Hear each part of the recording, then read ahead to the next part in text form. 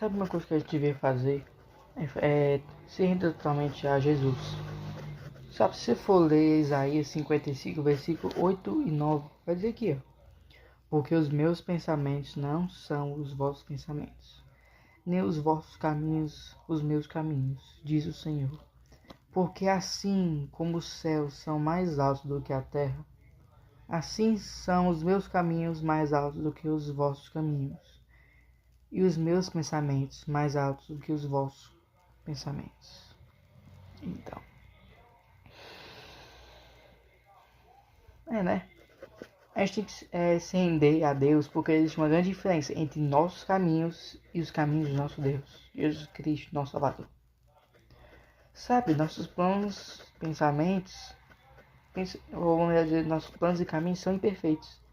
Nossos caminhos podem até ser bons aos nossos olhos, mas aos olhos do Senhor pode ser abominação.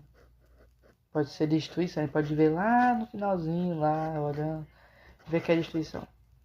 Mas Deus sabe exatamente qual é o caminho que é verdadeiro, qual é o caminho bom. E Jesus é o caminho, a verdade e a vida. E Deus, Ele que prepara as boas obras, os bons caminhos, que a gente caminhe neles. Se for ler Efésios 2:10, vai estar lá. Sabe, a gente tem que se render aos planos de Deus. Por quê? Porque a gente tem que deixar que Deus nos leve.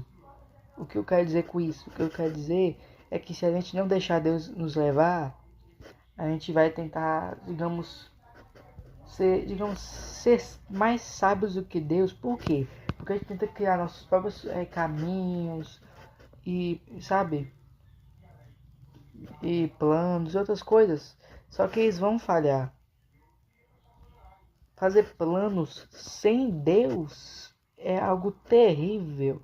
É tecnicamente tentar fazer uma casa sem o que vai dar a planta da casa. Você não sabe como você vai construir. Você precisa de alguém para dar a planta da casa. E Deus, Ele que vai dar. Então é por isso que a gente tem que sempre ir a Deus para fazer esses planos, porque é Deus que vai dar os planos pra gente. A gente tem que caminhar, na verdade, na obediência dele. Se a gente não deixar que Deus seja o que vai nos governar na nossa vida, a gente não vai ter paz, amor, felicidade. Por quê? Porque a gente está deixando, ou a gente está deixando nós mesmos se dominar por coisas deste mundo, prazeres, coisas ruins, e não deixar Deus nos governar. Tem que escolher. É o livre-arbítrio que Deus deixou. A escolha é nossa.